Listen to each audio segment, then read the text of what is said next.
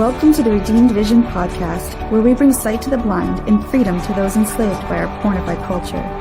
Here, we dive into hard but important topics, such as pornography, sexual identity, true freedom, real love, and living marriage well.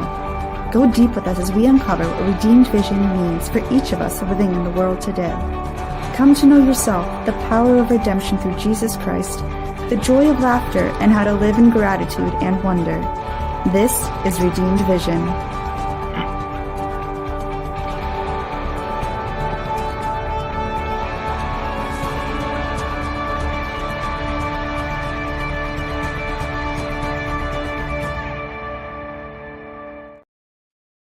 Welcome, everyone, to another edition of the Redeemed Vision podcast. I'm your host, Steve Pokorny, and it's an honor to be with you. I'm the founder of Freedom Coaching, found at freedom-coaching.net. The Redeemed Vision podcast is an outreach of this work of freedom coaching, where we help both men and women break free forever from the chains of the pornified culture and unchaste behavior. An honor to be with you.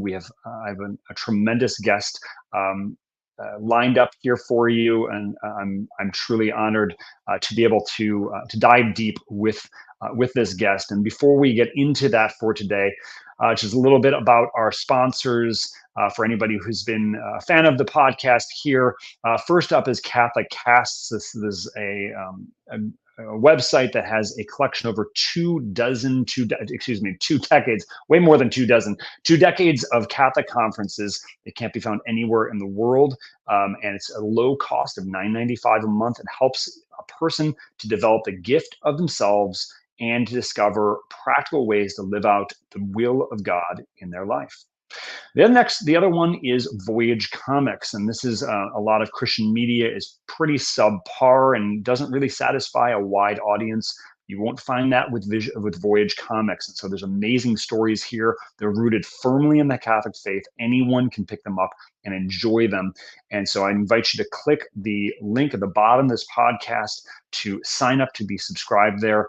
Doing that supports their work of bringing beauty into the world and also helps to support this mission.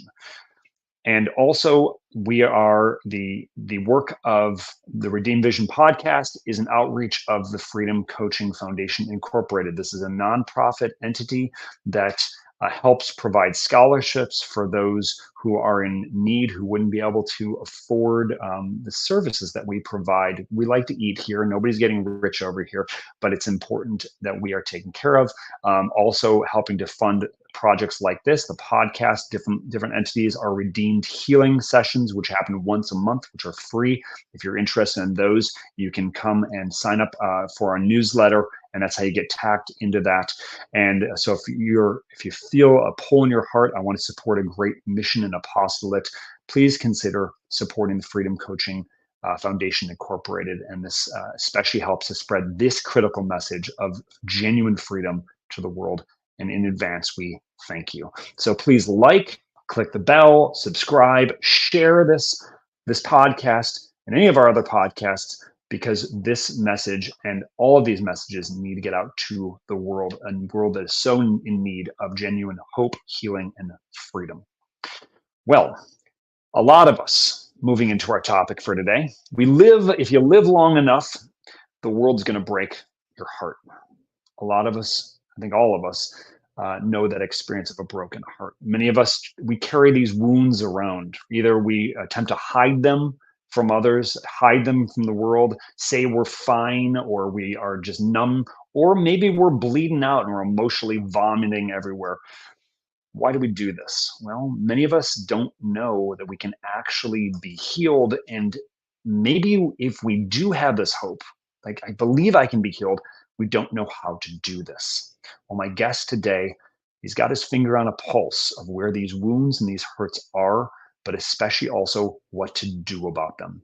And my very great guest today is Dr. Bob Schuchts. He's the founder of the JP2, the John Paul II Institute. I went to the John Paul II Institute. Let's try that again. He's the founder of the John Paul II Healing Center, also known as the JP2 Healing Center, where he and his team, they provide healing and they equip conferences for clergy, for religious, for lay people in the Catholic Church. He's the author of several books, including Be Healed, Be Transformed, be devoted, be restored, and real suffering, finding hope and healing in the trials of life, as well as Do You Want to Be Healed, a 10-day scriptural retreat with Jesus Christ. He is also the co-host of a podcast with Jake Kim entitled Restore the Glory. I highly recommend that podcast. And also Bob and his wife, Margie, they were married for 42 years. I am married almost 15. Keep praying for us. Bob, you can do the same there. All right. She passed away in 2017. We'll talk a little bit about that today. Bob has 2 grown daughters. They're married and they serve in ministry at the JP2 Healing Center. He also has 10 grandchildren. Without any further ado, Dr. Bob Schuchts, welcome to the Redeemed Vision podcast. Thanks, Steve. I love the name Redeemed Vision. It really fits. What strikes you as you hear that? Just the play on words. I know that you've done a lot of work in the area of the purification of vision, and how when we see Jesus clearly, our vision is redeemed, and it's then transformed. So just love the image. Amen. Thank you. And that is that is one of the things we are working to share with the world, to expand this vision, because a lot of us are blind. I was blind. Maybe you were, or maybe you weren't. We'll get into that today. And we were given eyes to see, but not just the eyes of our body, shall we say, but the eyes of our heart, metaphorically and metaphysically, shall we say, right? So you are now participating in this great mission, this great journey. So I'm honored to share your voice and your heart with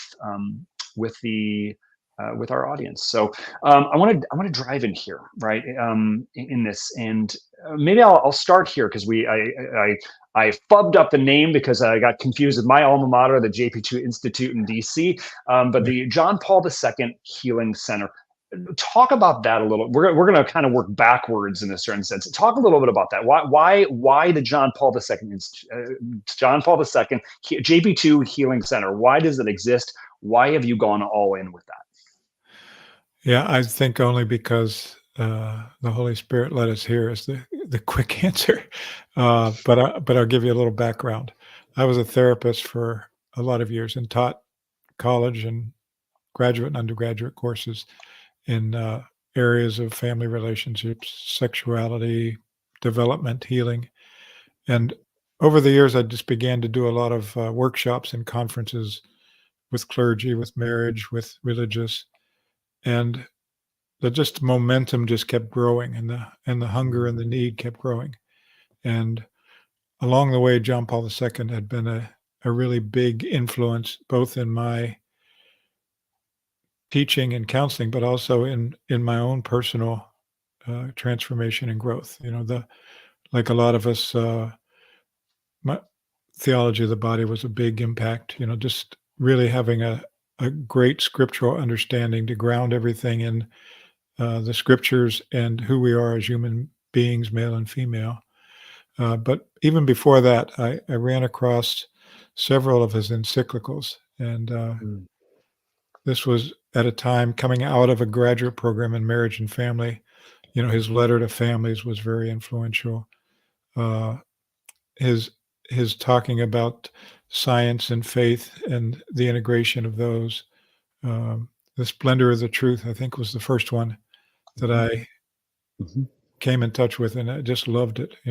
Just really awakened my heart. So starting with that understanding, a lot of the work throughout my life is that integration of my faith with helping people to heal.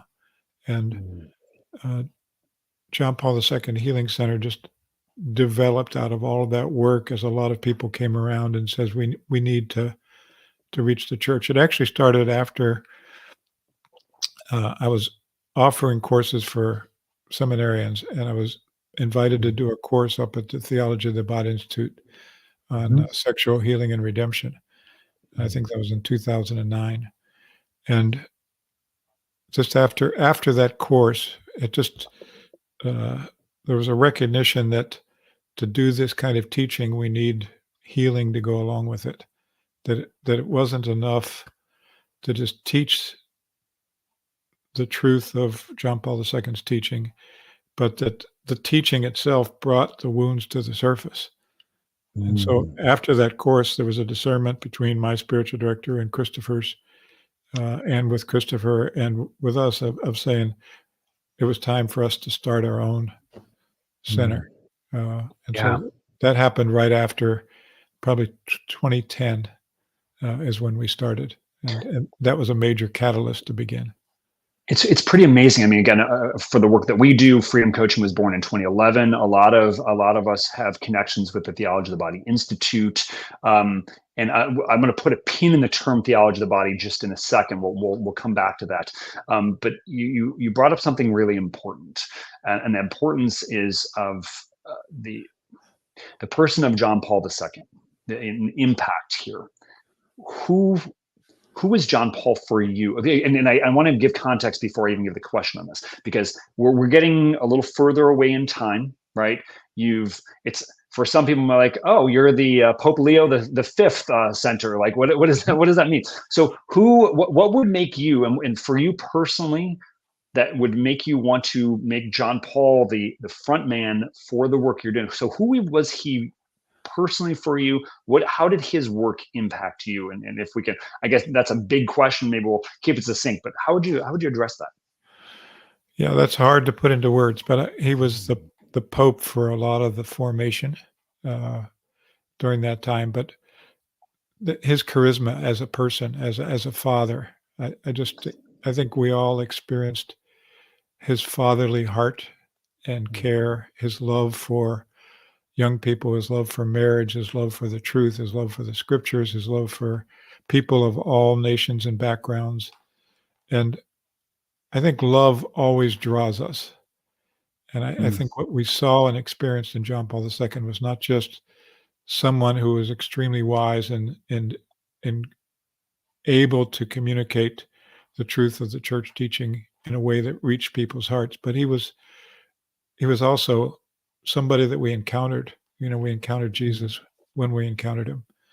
And I only had one audience at a distance in Rome, so I didn't know him personally, but I felt like I did. And I think many of us felt like we did, just through his writings and through the way that he came around the world and met with people. Personally, at a really personal level, I was going through a difficult time in my own healing process and in my marriage. And I'd gone to graduate school in marriage and family. I was teaching, I was counseling, but there was this disconnection between what I had learned in school and my faith life and how to live that in an integrated way. And so it was experiencing the effect of his teaching.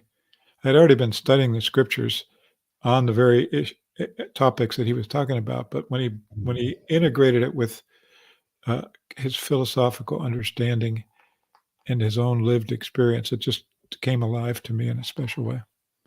Yeah, beautiful. And I mean, just one story about John Paul. I've been in his presence a couple times. One time, World Youth Day in 2002 in Toronto, and then as a seminarian, in fact. And the image over here, and I don't know if this we'll bring that out there right here. So there you go. So in that, right. Yeah. So I don't know. We'll play. Find the seminarian Pokorny, right? And if you look carefully, so anyway, we're in the Paul VI hall. We're eagerly awaiting for him after he shows up, and then he gives us the teaching for the day. And we were blessed to go up on stage there. And I know this is going to pass really quickly. I'm on the right side by his right shoulder. This is never going to happen again. So I go choink onto his shoulder, and then from there. I'm a second-class relic, Bob. So congratulations. You're welcome. So no, it's a real blessing, and his impact, and anyone who has known my story and knows how much I have a deep love and revere him personally, but also the work that he's done in helping to guide the church. And you're obviously one of millions and millions of people as well, or we're two of millions and millions of people who have this. And I think it's the work you're doing with the JP2 Healing Center is keeping that legacy going. So I'm grateful for that. So all of that is professional, right? And I want to, this is where maybe this is a different podcast and you've experienced it. We want to go deep and we want to go into the, go into past a little bit, right? So it's been said that the marriage and family life is the foundation of civilization, right? It's in our experience of marriage and a family that we're supposed to come to know our identity, right? The love that mom and dad to us are God in a very real sense. They brought us into the world, and yes, they can take us out of the world. It's kind of a joke, right? Now, so how would you describe your experience of growing up? What was your experience of home life like growing up? Well, it was a very divided experience because of my first 10 or 12 years, I would say, was very happy, wholesome family life. Not perfect, but we were 7 children.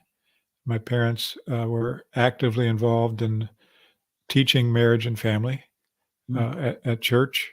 We went to Catholic schools. It was a really good experience in the Catholic school in Pittsburgh, Pennsylvania, St. Thomas More. Went to church. I remember sitting next to my dad at Mass and just him always quizzing me on the scriptures and the homily afterwards. And I just always enjoyed that because I loved really learning the truth. So I'm really grateful for the foundation. There were cracks in the foundation that I didn't know about. One was my parents having to get married because they were pregnant with my older brother, Dave. They each had their own wounds that only came out later. And I think a big catalyst was when I was 6 years old, my dad's father and grandmother passed away in our home in a fire. They were smoking inhalation. We were gone at my mother's sister's graduations in Washington, D.C. And in the middle of the night, we got this call that the house had burned down and my dad's parents had died. And, I found out later that was really very traumatic for my parents, but particularly my dad. He had a lot of unresolved stuff with his parents, and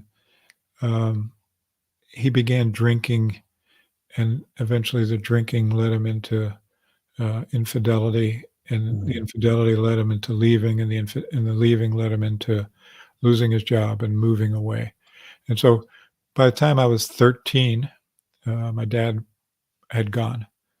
And so my younger brothers and sisters experienced a very different family than my older brothers and sisters.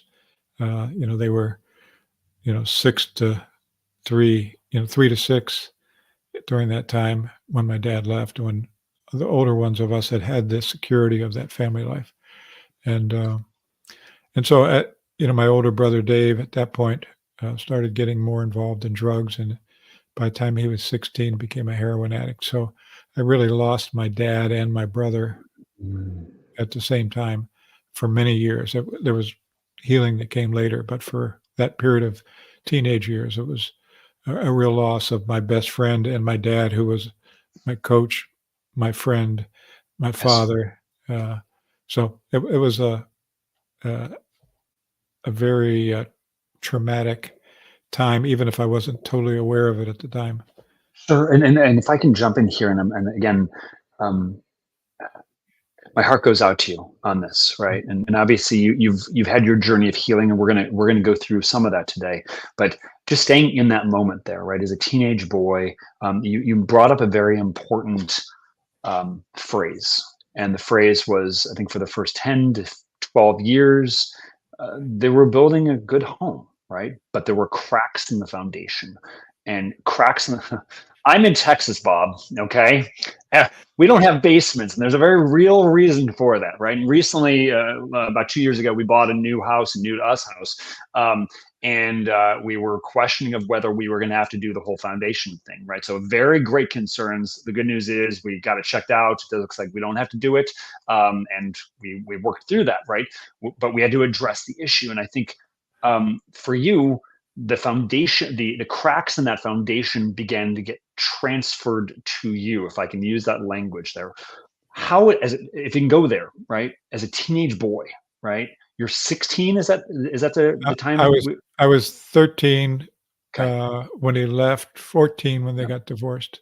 Yeah. Okay. So you've got this, if I can be so bold as to say, abandonment going on here. You have the entire edifice is now falling down around you. And again, I don't want to put words in your mouth, but that's the way I'm looking at it from this side. What was your experience of that as a 13-year-old boy, 14-year-old boy, as this are happening? Well, I think I was in a lot of denial at the time of the emotional impact. Although, again, I look back and I see my grades went from A's and B's to C's and D's that next year. My sports performance, it was in the middle of basketball season when my dad left, and I played football, basketball, baseball. I can look back and I can see that I went from scoring 20 points a game to 2 points a game. I can look back and see we moved into my mom's family's home, and my uncle was going through a difficult time, and we painted his windows black, so there's obviously a lot of distress going on that I was continuing to function and wasn't really paying attention to the depth of the pain. It was only later in my healing process that I really got in touch with the pain of all of that, which was just a huge wound of abandonment and loss of security and feeling responsible for my younger brothers and sisters, for my mom, who was now struggling, just ripped open her wounds at that point. And so it had a lot of impact that I didn't necessarily see or could cope with at that time. And thank you for giving us the lay of the land on this. And obviously we're these are long. Maybe it's a beer, maybe it's a cup of coffee conversations going deeper, and we're shrinking it here. And so the theme here of our topic today is the transformation of the heart. So these obviously the cracks of that foundation went into your heart, and we do like. I still have cracks in some of our walls. We'll get there eventually, right? But sometimes life is just busy, or we're just whatever. We have to just carry on, right? So maybe we'll put some stick with a metaphor here, right? We put some stucco up here, but if the cracks aren't dealt with, they're going to start coming through at some point, especially if the foundation's there. When would you say those became the ruptured foundation was readily apparent to you? What was it that was the moment of crisis or moments of crisis that brought that to a head for you? Yeah, just to give you a kind of the fill in between, I really started functioning very well again in 10th grade. We moved down to South Florida, went to a Catholic high school, and that's where I met my wife. We got married when I was in my last year of college, or my second to last year of college. We had children while I was in college and graduate school, and then I started my profession. So everything was moving forward in a kind of building my life. And even though that was still areas that were difficult, trying to re-engage with my dad and help with my brothers and sisters and my mom, but things were moving forward. And it was actually there's a couple of things that happened, but one was I was in the middle of a Bible study. We had moved into a new house. I was probably 5 years into my career. And in the Bible study, there was two scriptures that just kind of blew things open. And one was, I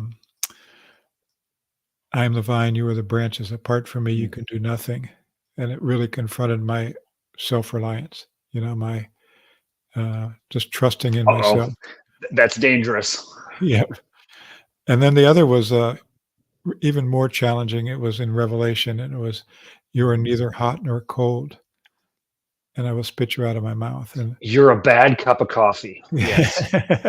and I left with that, and it put me into anxiety. Eventually turned into a panic attack. And what I didn't realize, it was coming against those walls that I'd built up in my heart to protect against the pain. And so I was in a stage in my marriage at that point when I didn't want to go too far in my faith to threaten my marriage, and I didn't want to go too far into my marriage to threaten my heart. It was like I was just playing it safe. Can you dive into that? Because I can see how the going too far into my faith, because I can become a religious zealot that would threaten a marriage. I understand that for that point, but the other phrase is new to me, right? I don't want to go too far into my marriage that threatens my heart. Can you unpack that, please? Yeah, there was a point, I write this in my book, Be Devoted, in the introduction. There was a point in our marriage when I was struggling and I was starting to get into some of my healing process, and I was convincing myself and my wife of my commitment, because the last thing I wanted was to put my wife and children through what we had gone through. And yet I was feeling my heart really protected. Some of my wife's wounds were coming out and some of my own. And I was saying, I'm committed to our marriage. And she, pretty spunky, 5 foot, Irish German girl, cheerleader. She said, I don't want your damn commitment. I want your devotion. What's the difference? That's exactly my question. What's the difference? And what I realized was my commitment was made out of my will, but she wanted my heart. And sorry, go ahead, please. And I had given her my heart, but when we started having difficulties, those wounds started pressing. I started walling up in the relationship, and she could feel that. And I thought that I was being noble by continuing to choose with my will to love in the way that I needed to love. But what she needed was my heart loving her freely and fully. And so I realized in those situations that I didn't realize that I didn't realize that my heart was that wounded. And that really opened up the healing process. I ended up starting in therapy after that to deal with the anxiety that I was experiencing, and that led me into healing. Okay, I want to drive a truck through this if you're willing, because sure. Yeah.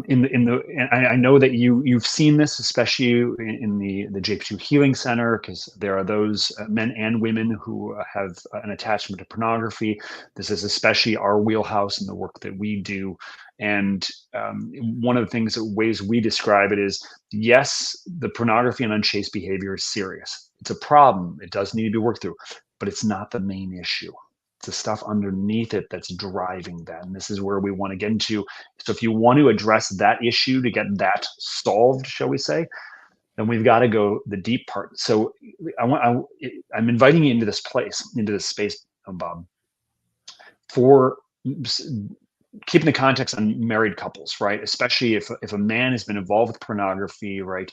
He recognizes this issue is here, and he's been devoted, right? And because again, we've got faithful Catholics, married 30. I was on the phone very recently with a wife of 40 years whose husband, she found out, is dealing with pornography. He's kind of denying it, so he's not at the place of acceptance there. I've got an issue. But let's go to the person who, I have this issue. I've been determined and focused on staying committed to my marriage, but I don't know how to be devoted. What are 1, 2, or 3 practical things that they can take those steps forward to getting into genuine intimacy with one's wife?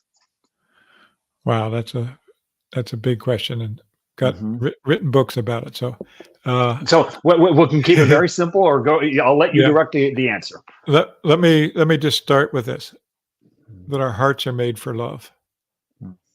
And trust is the currency of that love. And when our hearts are wounded, by the absence of love or the deprivation of love, Mm.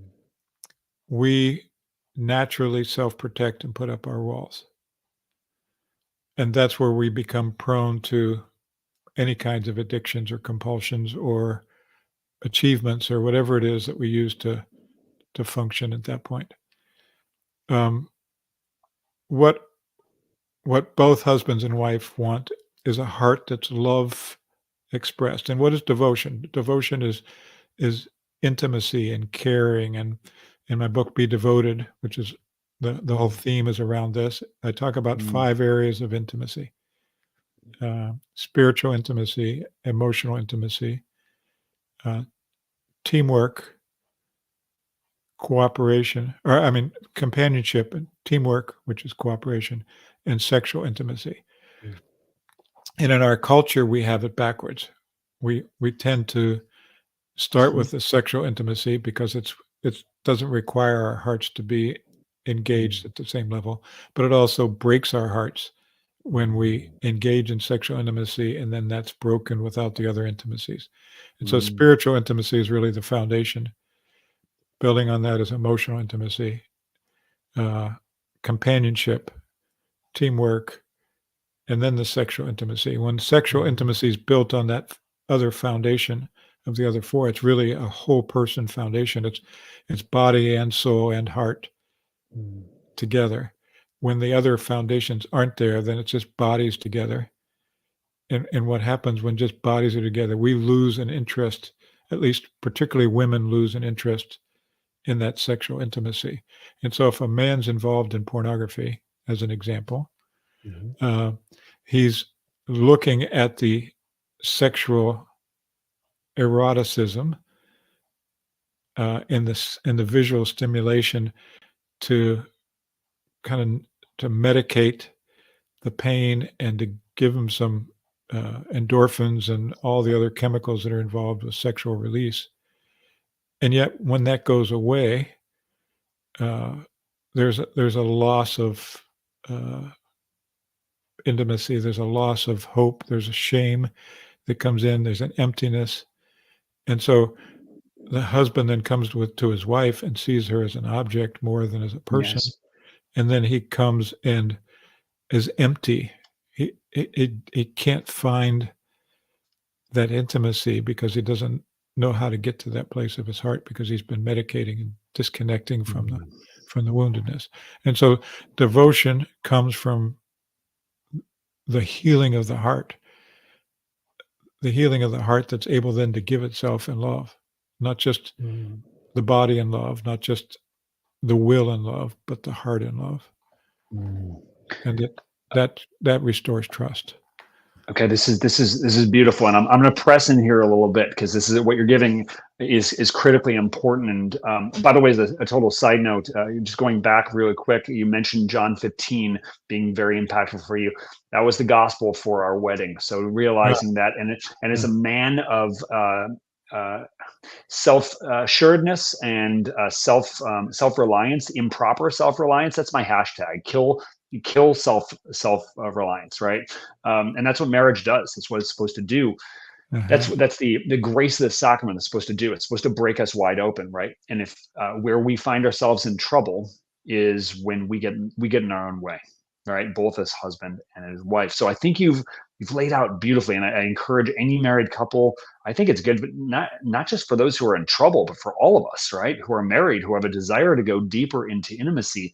Those 5 elements that you've brought out there, I think they absolutely spot on nail it because those are foundational pieces. And because this is the other theme that I picked up on from what you shared is we are a body and soul composite, which is one of the big things that John Paul II especially hit on. And we are meant to be an integrated whole. And when those 2 elements are not held in tension, shall we say, right? Because there's going to be some tension on this side of eternity, but to a degree, getting those as integrated as possible through natural virtue and supernatural grace, right? And then having another partner who's committed to that process as well, that's the way we're able to meld in and really become one flesh. And when one or both parties aren't interested or aren't willing to go there or aren't sure how to do that or are these gaping wounds that maybe they see or don't see, right? There's going to be problems. So I'm going to push here because the 5 you gave, I think, are dead on. How, Bob? How do I begin that I hear what you're. I'm playing devil's advocate or angel's advocate. I hear what you're saying. My heart is burning within me, and it hurts, Bob. God, this hurts, Bob. How can I begin this process? Because I do want to love my wife, but I look at my life and I see how much I do fail her. How do I begin that process? What do you say? Well, when I have couples coming to me and asking that question, and I talk about our Unveiled conference or the book Be Devoted, they say, well, I'm not ready to build intimacy right now. We've got too much hurt. And I said, that's the second half of the book. Like you may need to start in the healing process before you go to the building process. But for a couple who's starting to get married or a couple early in their marriage, you may need to start in the healing process or the building process and then go to the healing process, because you're going to have wounds too from before you were married or before other relationships or other things or things that happen in the marriage. They're going to come up. So it's both of those. And what's that healing process? That healing process is ultimately about two things. It's about learning how to resolve the conflicts between you with understanding, with love, with tenderness, without hurting each other in the conflict. It's being able to deal with the hurt that's been caused, past and present, and come to a place of forgiveness. And it's not a cheap forgiveness. It's a deep healing forgiveness. It's a forgiveness that really gets to the places where the hurts happened. And then trust needs to be restored. And that trust needs to be restored by two things. One is by a consistency of behavior of virtue, because to forgive is not the restoration of the relationship. It's the beginning of the restoration. It's not the end of it. And so I can only trust another person to the extent to which they're trustworthy. And it's foolish to say, I trust you, if I know that there are places that you're not trustworthy. Now, there may be plenty of areas where you're trustworthy and another area where you're not, right? And so I say, I trust you in all these areas, but in this area, I don't. I haven't seen the consistency of your trustworthiness, your character, your virtue in this area. And I'm not condemning you for it. I've forgiven you, but I'm loving you into your wholeness. And both spouses need to do that with each other, is to love each other into the wholeness.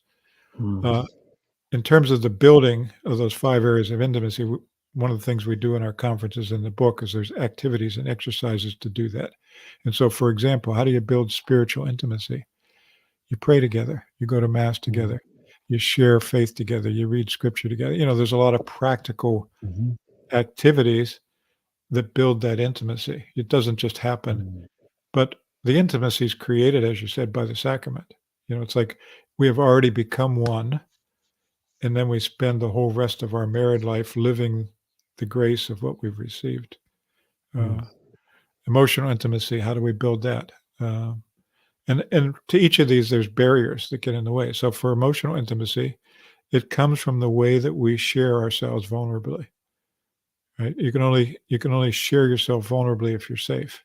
So how do we create a safety emotionally with each other, that as you share, the way you're sharing isn't further wounding me, and the way that I'm responding to your sharing isn't further wounding you, right?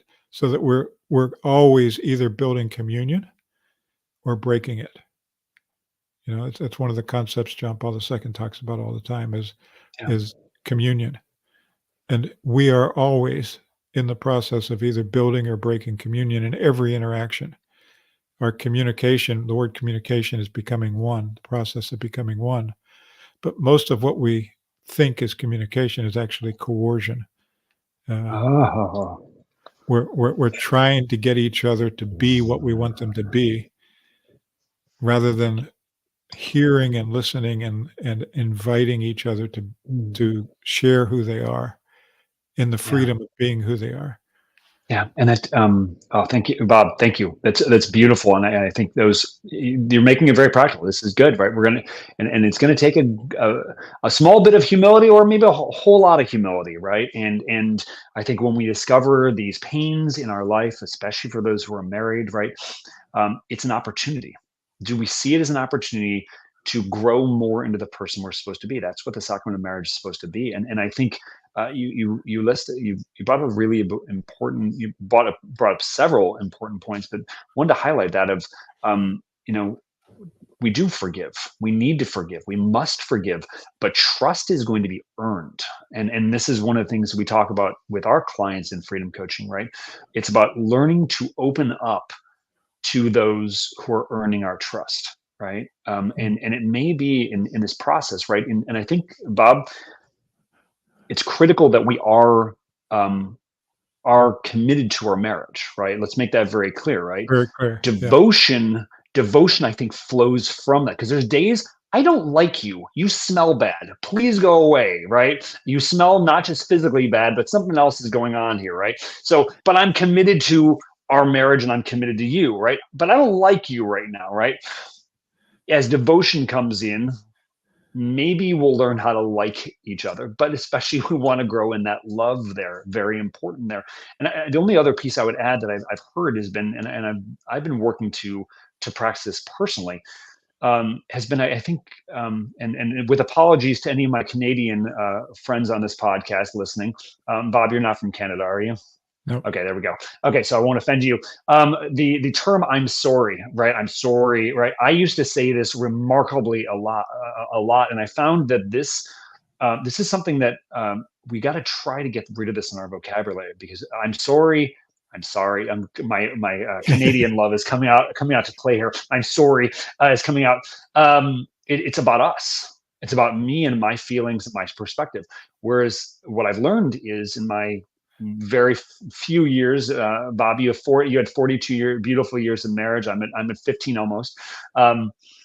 Is I apologize, right? I recognize I've done a wrong here. I've done something that's hurt here, something that's hurt you, and it's hurting our relationship.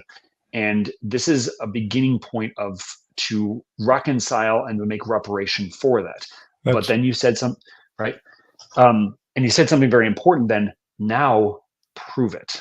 Yeah. Prove it through the consistent action. And I think this is especially and this is where I'd like to divert our conversation for the very little remaining time we have here, to the person of Jesus, right?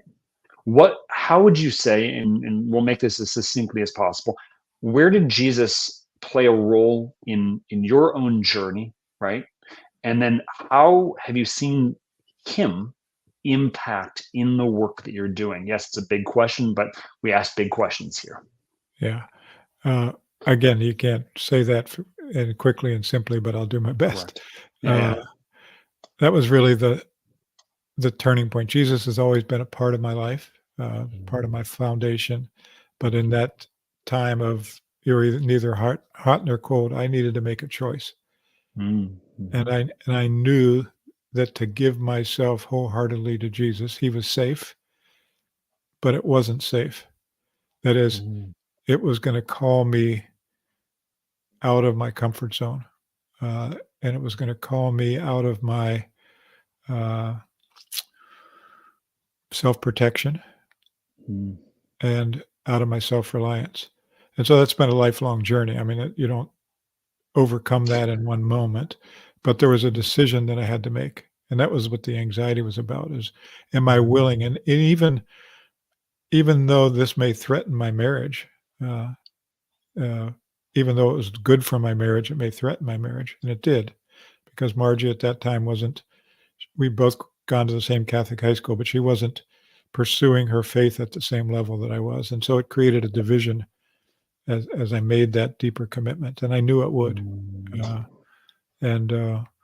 But he's everything. I mean, God is love, and there is no love in a marriage without Jesus.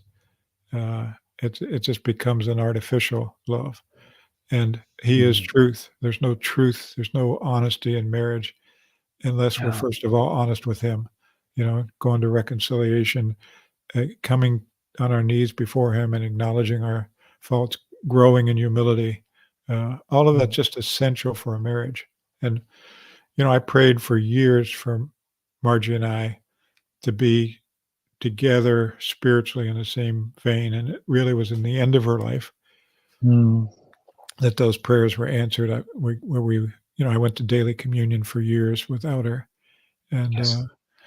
then in the last couple months of her life, I was able to bring her communion and share it together and pray together. And that was just a beautiful answer to prayer.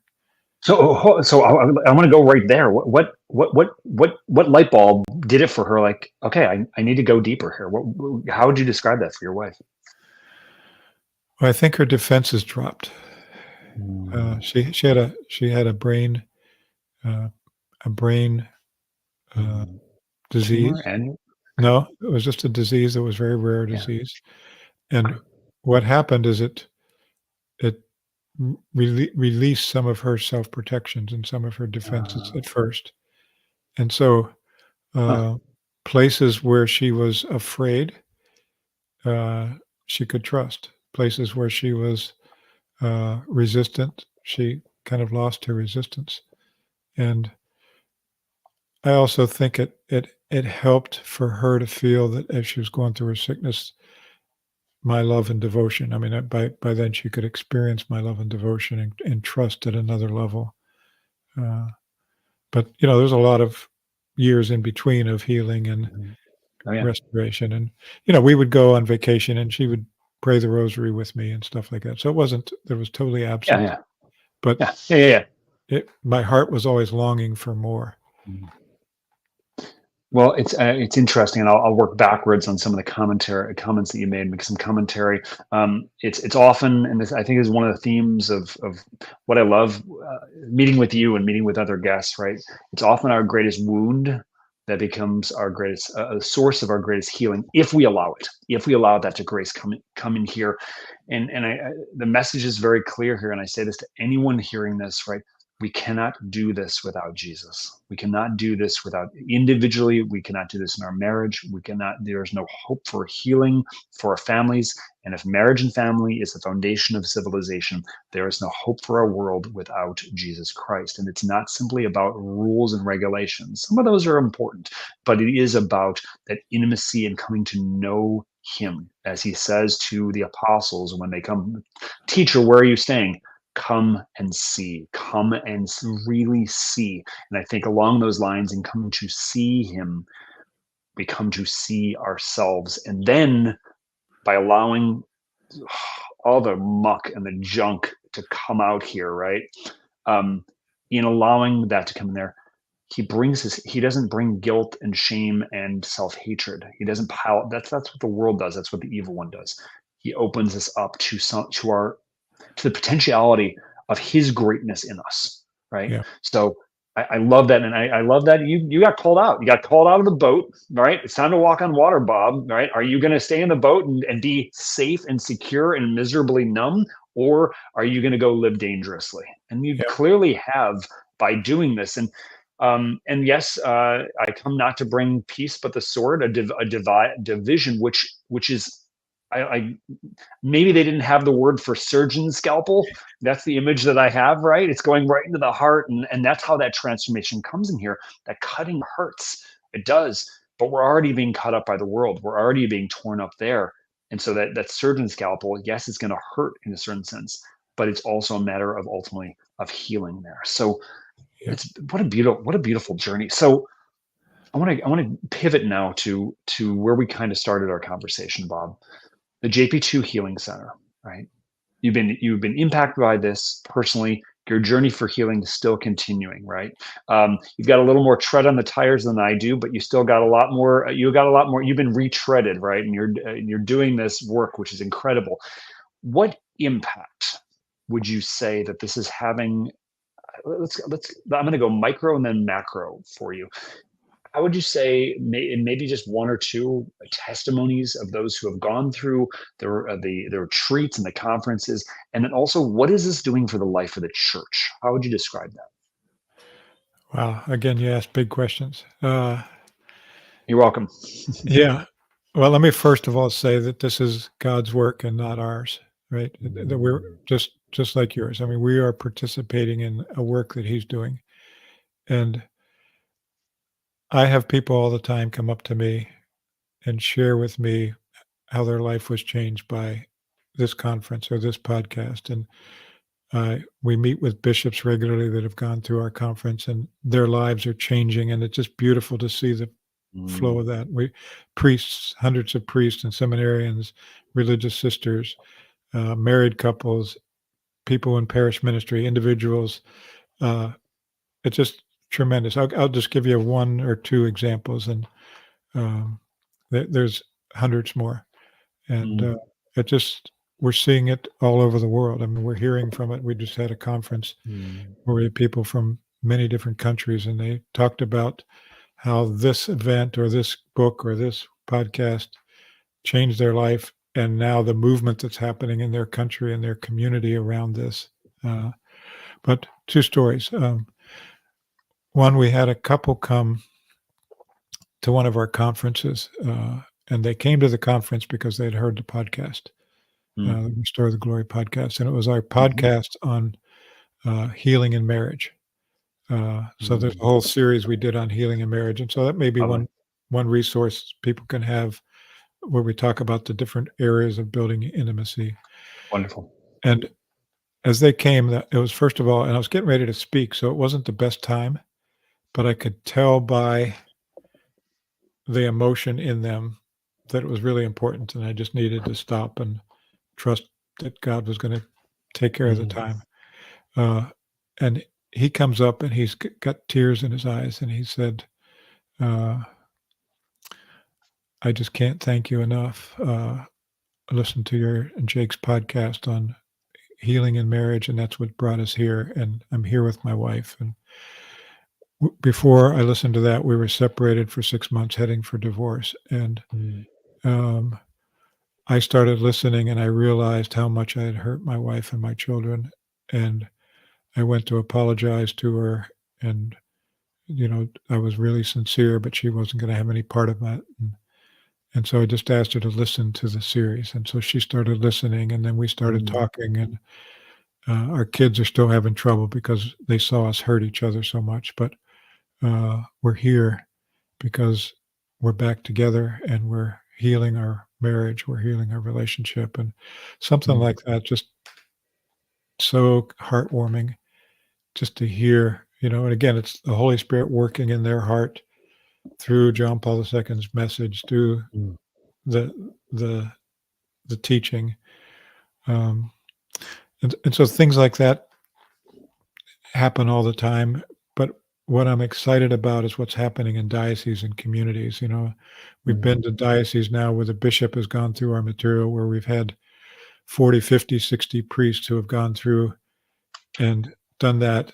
And now you see this movement happening in the whole diocese, and the hope of the church being renewed. And to see a bishop get up in front, we went to one of the cities, and bishop gets up and he begins to share his healing journey with oh gosh, that's awesome. That's awesome. People there. We have a couple of the bishops who have worked with us that are writing documents for the church now on healing. It's just incredible what's happening. And again, it's the same movement that you're in, that this is the Holy Spirit's movement in the church right now, the John Paul II's new springtime.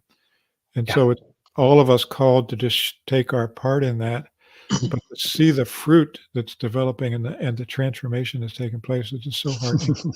Just amazing. Oh, it's beautiful. Bob, I just want to, that one comment I want to make here about bishops and priests, and I want to speak, if I can, directly to any bishops or priests who may hear this. We think that we've got to have it all together, right? We think we have to be perfect, and I think this is one of the reasons why people are leaving the Catholic Church, because we're a mess. We're broken, and we're like, and the old phrase goes, the church is not a museum for saints, but a hospital for sinners, right? It's been said, right? And we think, and this is a line, I've gotten caught in the line well, Bob, I'll speak for you. You've probably gotten caught in this lie. If I show you who I am, you're going to reject me. You won't love me, and I'll be alone. And what happened? And again, we don't do it to everybody. Please, when you're going to 7-Eleven to get a Slurpee, you probably don't want to share with the guy at the counter. It's probably not the right guy. But there are going to be people who will be open to this. And if we think of who a priest is, a priest, yes, they're the quote unquote leaders of congregations and parishes, right? The bishop is the one who's in charge of the diocese. But at heart, you're a father. You're a father. And I think this is where so many of the wounds that have come to the church is there's been the appearance, real or perceived, abandonment by fathers, right? And then we can have a whole podcast going deep down that road. But the way to healing, as in any of this, is acknowledging I'm not okay, you're not okay, let's be not okay together, right? And if a priest and a bishop, again, you don't have to air all the dirty laundry, you don't have to go into all the weeds, but saying I've had issues and I've had problems, and I'm acknowledging the hurt and pain that I've caused. That can be a place, create the environment, the space to provide the opportunity to choose, okay, he's hurt me, but I'm willing to come to the table to reconcile. And I'm, Dr. Bob, I'm part of a Melkite community. I'm a Ruthenian Byzantine. Yeah. And hence the icon there. And one of the things during our Lenten journey, the third week of Lent, I think it's the third or second, there's a forgiveness vespers, or part of that. It's not vespers, but part of the liturgy. I guess it's tacked on to the liturgy. And Father John, who's part of our community, who leads us and comes and asks forgiveness for any of the ways that he has failed to be father to us, right? Beautiful. And yes, it's part of the rite and things like that, but he's really being sincere there. And then all of us, we get up, and one by one, we come up and we ask forgiveness for the ways that we're doing this. And that's beautiful. Wow. Oh, it's beautiful. It's beautiful. So if you ever have an opportunity to go, but the smiles that come out after that, right? And if we're honest, right? So you may not be honest because it's just something I do, but if we're honest about this, right? This is what creates those breakthroughs. And then we think about, right, that our parishes are to be larger mechanisms, shall we say, if I can use that terminology, of what our home life is supposed to be. That's the home, the family of the larger church, right? So instead of being, as I'm in San Antonio, Ace Frio with our parishes, this is where Ace Calor can come in and bring the heat, shall we say, the heat of love and mercy and forgiveness can come in. That's beautiful. I love that. I love hearing that. If I can recommend two things. One, there's please. A podcast by Archbishop Sample on his transformation into fatherhood, and I've personally witnessed it. It's on our podcast, on our leadership podcast. So I would recommend that strongly as to reinforce the message that you're sharing. And then just another story about a priest who came from a conference, had an incredible healing of his father wound, went back to his congregation, shared the witness during his homily, fit perfectly with the homily. This happened several times. And then says, I've never prayed with any of you, so I'm going to sit in the cry room for the rest of the afternoon. And I just want to welcome you one by one, and I just want to pray with you and love you. I want to be a father to you. Okay, what was the fallout from that? Did you hear any fallout from that? Oh, incredible. Yeah. Tremendous fallout. Awesome. The fallout in the best sense of the word, right? Yeah. I mean, people love him, and he loved the people, and there was this movement that started in the parish from that. Yeah. So if there's anything to be said against clericalism, right? We hear this thing of a priest not being clerical, right? I think there is the division of hierarchy, the respecting the rules. I think that's very important. But there is a space and a time for, I've got to be real about what wounds I have, what wounds I've caused, and we've got a journey together with the healer, right? I don't have it all together and you don't. So let's go to the healer together. And I think a priest and a bishop who witnesses this, that's well on the road to healing. And that, my brothers and sisters, that's the whole reason the church exists, is to evangelize and bring people into intimacy with Jesus Christ. This is the way forward, not by showing we have it all together, but showing that we're all big, major mess ups. And come on in, but we have the answer. And it's not a what, it's not a doctrine, it's not an idea, it's not a philosophy, it's a person. and that person's name is Jesus Christ. Yeah, and Beautiful. I recommend one other podcast of Yeah. a religious superior and a former superior sharing what's happening in their community and their own healing too. That's God. also on the podcast. So, Praise God. yeah, What's the name? What's the name on that one? Do you remember? it's under our leadership. Okay. It's Mother Gloria Therese and Sister Regina Marie from the Carmelites, and it'll bless people. Just both of those will greatly bless people. Great. So if I can't find the URL, I'm going to bug you. Get me the URLs, and I'll put those underneath our podcast, the notes here. Okay. Wonderful. Dr. Bob Schuchts, an honor to have you on this part of the podcast. And as I warned you, we're going to do something completely different right now. Are you ready? Right. I'm ready. Okay, this is what we call the 12. We'll see if I'm ready, right?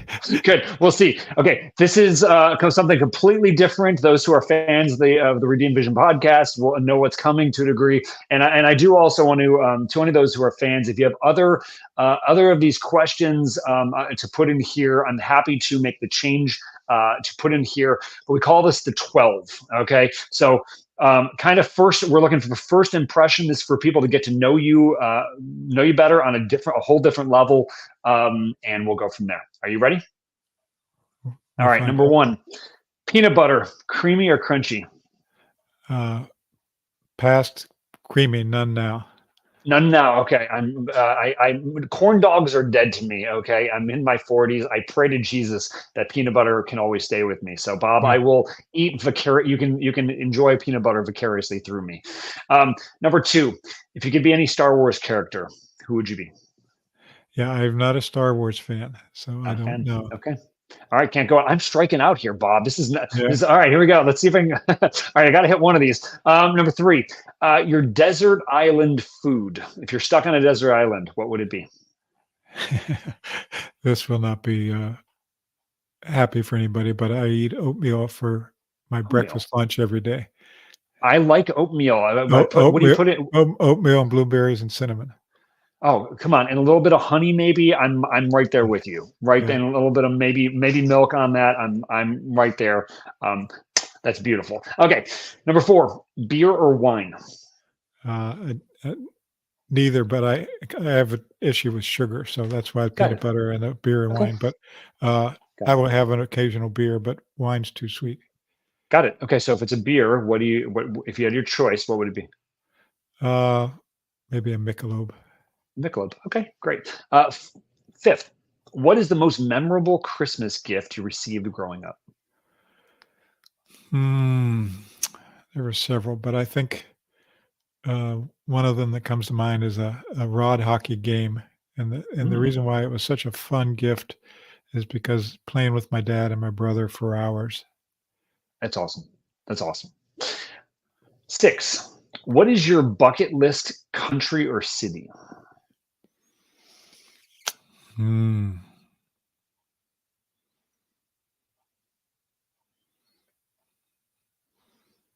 I've been to most of them. The one that really left a deep impression was going to New Zealand.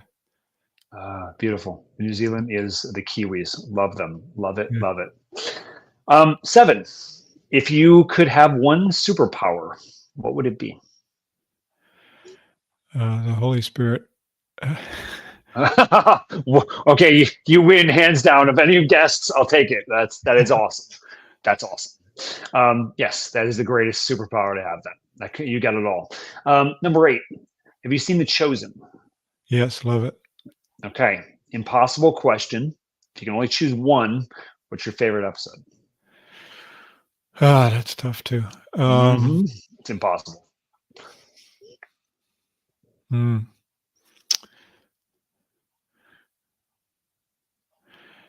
I think one of the most fun ones was the wedding feast of Cana. And he greets his mother, and they're dancing and celebrating, and I don't know if children.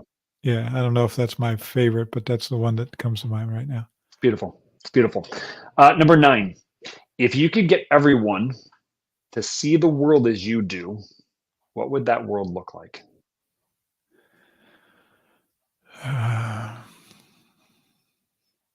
Heaven. Mm.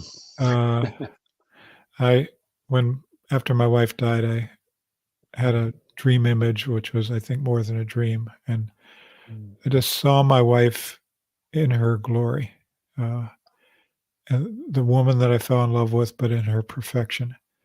And Pope Benedict XVI says, anyone who wants to heal man must see him in his wholeness and know that his only healing can be God's love. And that's what I saw in that moment, is my wife whole and in love. And I'd like to see people not just in their brokenness, but in their wholeness and who they're going to be in heaven. Welcome to Redeemed Vision. Yeah. Beautiful. Yeah. Beautiful. That is well, thank you. That's articulated beautifully. 10, besides your name and date, what do you want on your tombstone? He loved well. He loved Jesus. Good. I've heard, I don't know if this is what I want, but maybe he tried. We'll go with that. Yeah.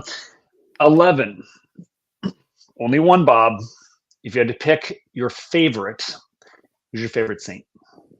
But okay, and we know JP2. Okay, can't go JP2. We're gonna go there because that's too obvious. All right, outside of JP2, who would it be? Blessed Mother. Does that count?